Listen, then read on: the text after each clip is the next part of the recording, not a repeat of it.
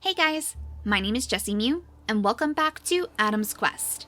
In the last episode, our tribe's migration to the north to seek out those swampy ports left some of our creatures in a little bit of a sticky situation. Scallop in particular thought that she was invincible. With all of her swimming genes, she thought it would be the easiest thing in the world to claw her way across these islands and make it right up to the northern one, where everyone else is headed.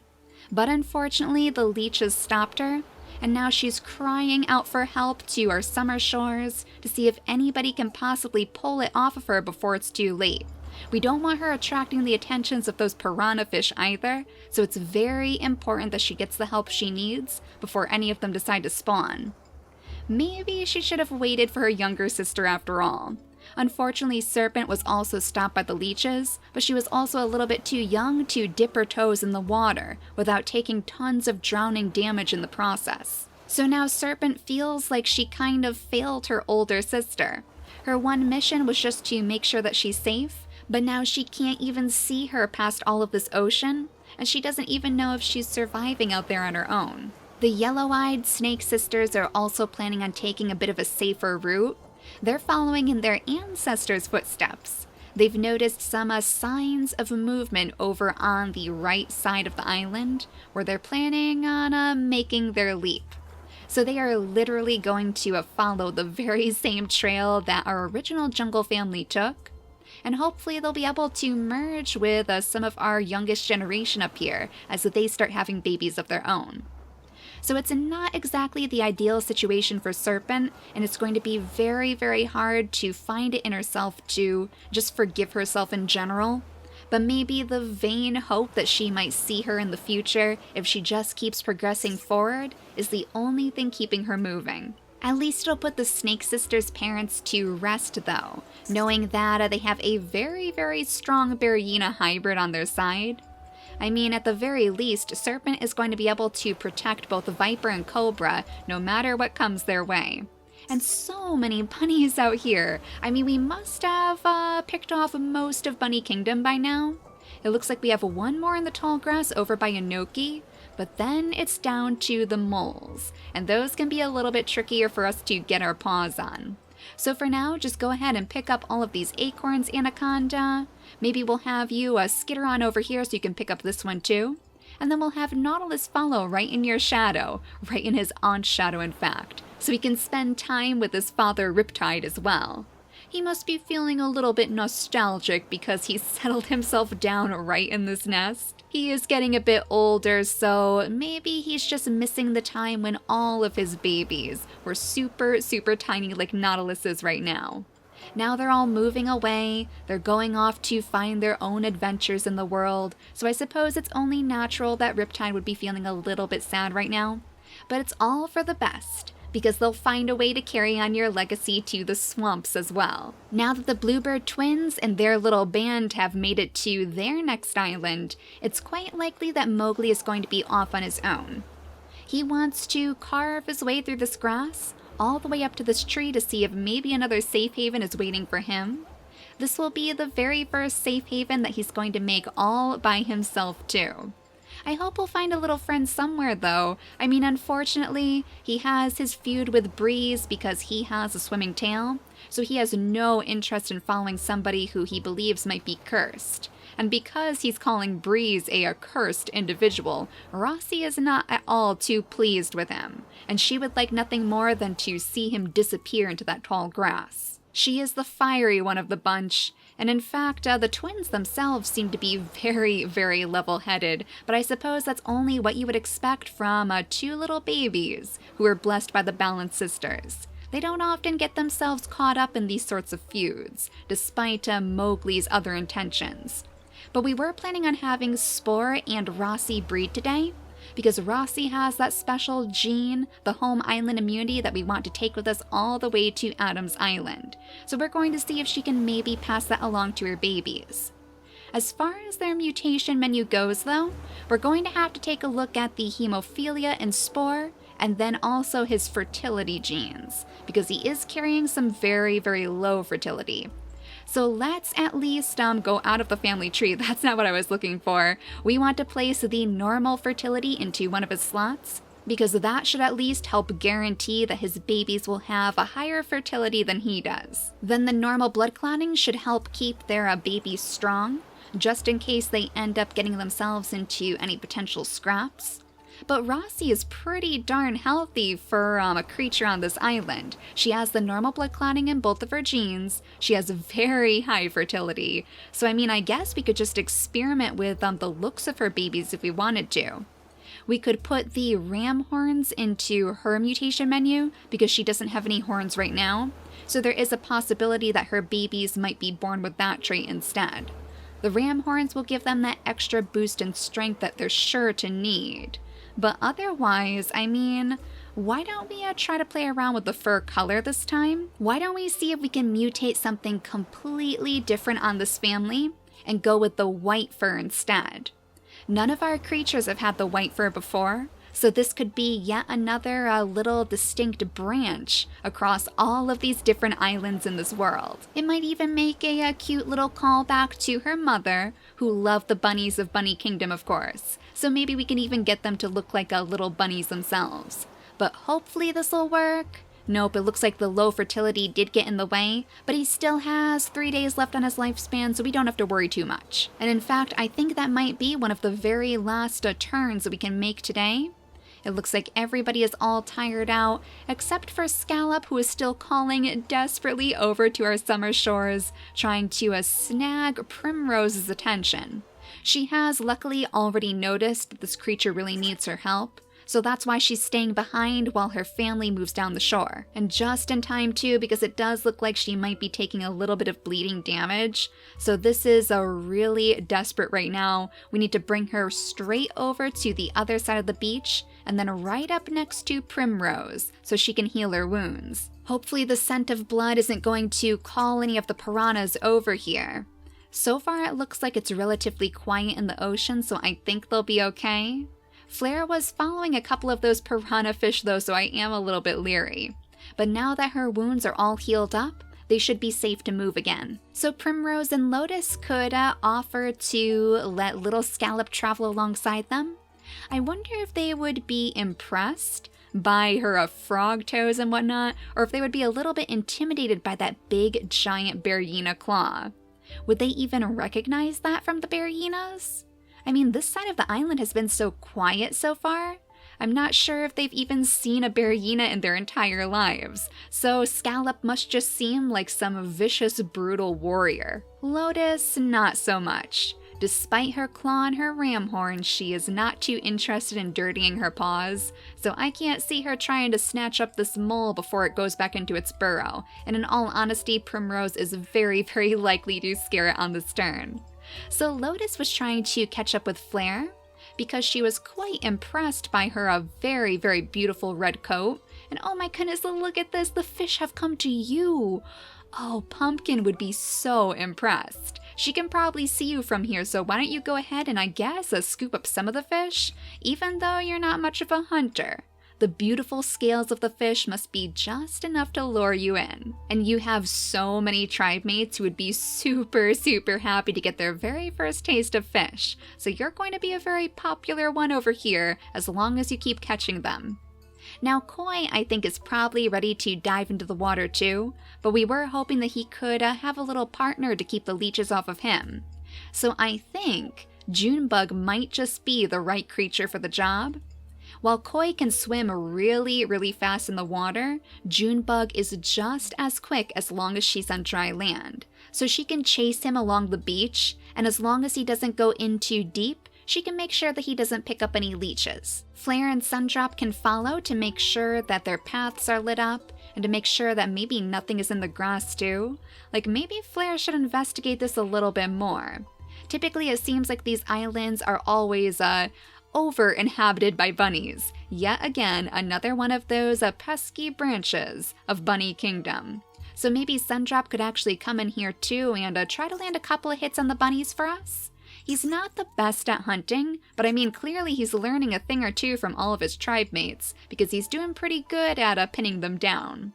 Now Delta can finally move into this permanent nest, so she can have her baby on the next turn, and we'll cross our fingers that Splash is going to be very, very kind to us, and it'll give us another baby for the ocean. Meanwhile, Pumpkin is starting to feel a little bit weak. Maybe part of that is just from losing her mate.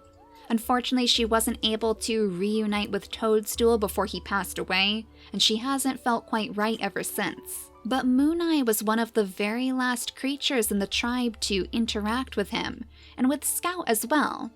We found that she's kind of drawn to these creatures who are just about to pass, almost as if she can sense it. Kind of like maybe the Reaper in a way, so she could almost be seen as a particularly bad omen to some of our older creatures. She seems very spiritual and very much connected to the spirits of her ancestors too. So maybe so close to the remains of Toadstool, she would be able to offer her some words of passing from her mate. Something to just calm her mind, soothe her very troubled heart, especially so close to the end of her life as well. So we'll have them spend the last couple of days together, and we'll move back over to the Barinas, of course, to see what they're getting up to. It looks like Riptide might be trying to find some food, maybe over on this other darker portion of the island. We haven't actually been there in quite a while, so it wouldn't surprise me if we have some little morsels to pick up there too. We can give Nautilus his second gem already. You're growing up pretty fast, little one. I guess you'll want to take off after your sisters as well, and oh my goodness, all of these bunnies again. Well, Cobra, why don't you go ahead and snatch this one up for us? That way you have the extra food to bring along the journey, especially with so much of your family joining in. I'm sure they didn't expect to have quite so many mouths to feed, but it'll be good to know that these guys will at least be very, very safe. Let's bring Viper right down to the shore, right next to all of these shells too that they can scoop up on the next turn. And then Enoki, it is up to you to keep all of the berry bushes back here hopefully safe from those bunnies. Truffle did unfortunately pass away on this turn too, so that leaves this island right here completely dark once again, with only the remains of Dart and Truffle to live underneath this tree. So I guess once our snake family makes their way over here, it's quite likely that they're going to discover these old bones. Little memories of the old tribe to push them on. But let's have Mowgli grab up this little snack for the road, and then we'll try to hopefully breed Spore and Rossi again. Now I'm getting a little bit worried. Hopefully they're going to be able to have at least one baby. There we go. Oh my goodness, Spore. Good thing we placed that extra fertility boost inside your mutation menu, because that was almost a bit of a disaster for you. But at least she can settle down and have one baby with him on the next turn, when she can use her extra energy to make a nest. Now Drift and Breeze, I guess you're going to want to carve out this area around her so you can make sure she's going to be safe. And then Mowgli can grab up his meat and slink ever further, ever deeper into the grass and closer to the tree that he's seeking. Let's sniff around too to make sure nothing is in the area. So far, this island is super, super quiet. Just that one tiny little bunny hopping around, and we've already gotten rid of him. So I wonder if anything is going to spawn over there. That would probably be the most likely place. It's too quiet, far too quiet for our bluebird twins. So let's go ahead and skip the day and see if anything suspicious is going to be rustling around in the grass. We'll sniff around again.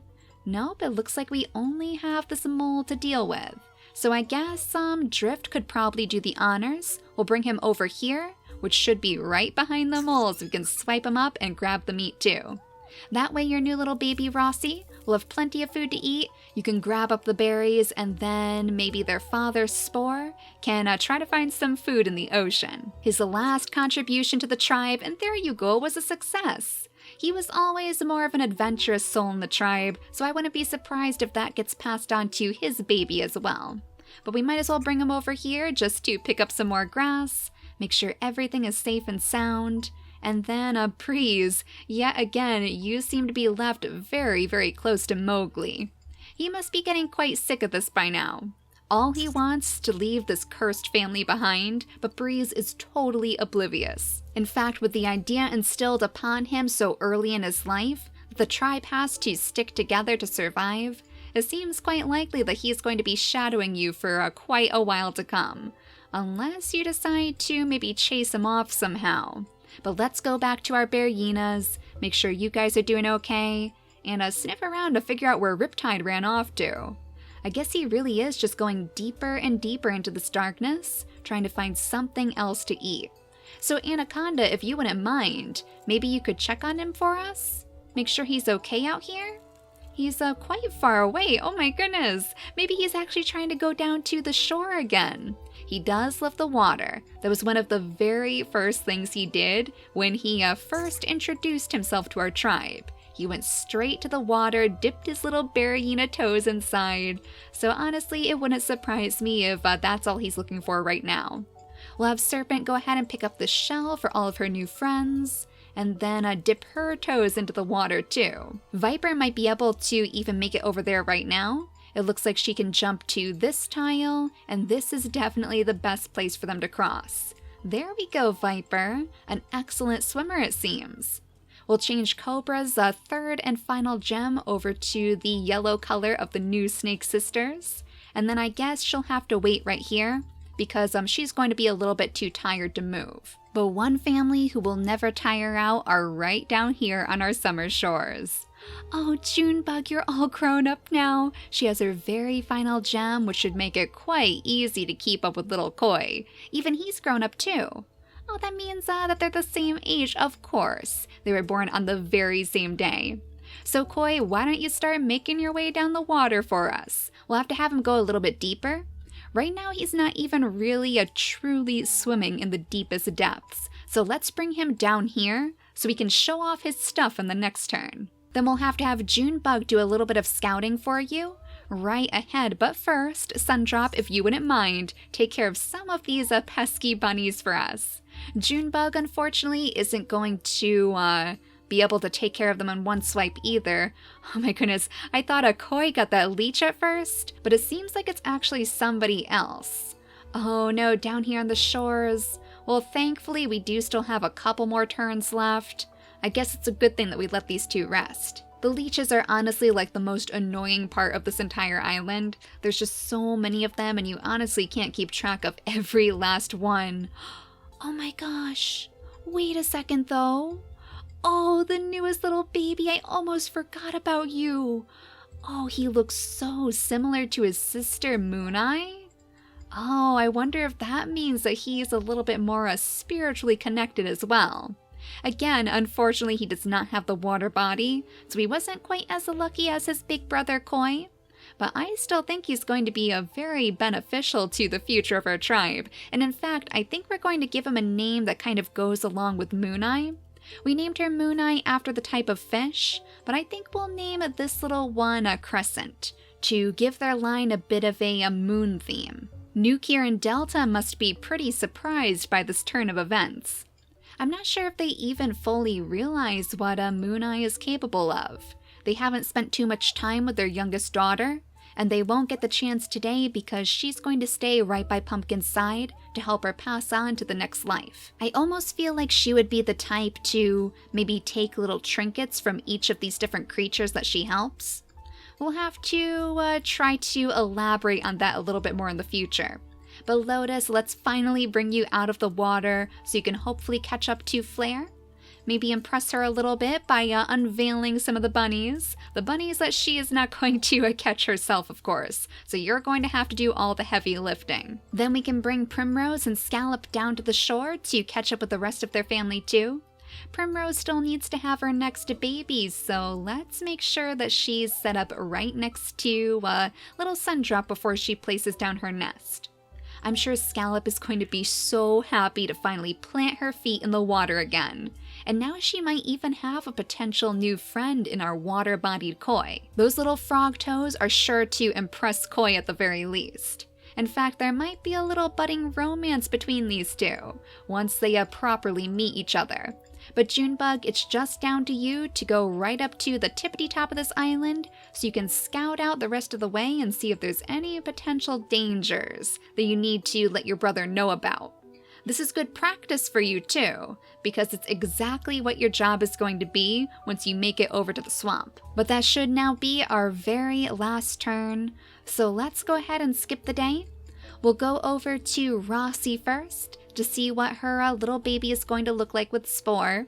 Spore's very own last child, his last contribution to the island, and oh my goodness, you look just like a natural little mushroom baby. So I think we'll honor his family's roots, and we'll name this little baby Webcap after the type of mushroom. And it's very good to see that he has the normal blood clotting, he has some pretty darn high fertility, and it looks like he even has the home island gene that we were looking for. So at least there's no need to worry about that going to waste anytime soon. Now Drift, why don't you go ahead and grab up some more meat for your sister to eat, and then I think there's actually another bunny right back here stealing our berries. Oh my goodness, Breeze, you're going to have to hopefully take care of that situation, because we don't want all of our berries going to the bunnies. But now that our creatures are getting so close to their end goal, it seems quite likely that our tribes might end up merging in the next episode. Junebug is already all set and prepared to jump over to the next island. We'll just have to figure out if there's a safe way for her to cross later. I mean, yet again, this one right here is just a little bit too far away from these two islands, so they will end up taking a little bit of damage if they don't have the proper swimming genes to get them over the gap in time. But with so many unique creatures here, Mooneye and her new little brother Crescent and their very strange abilities, I'm looking forward to seeing how their personalities are going to clash in the future. But for now, thank you all so much for watching, and I'll see you all next time. Bye guys!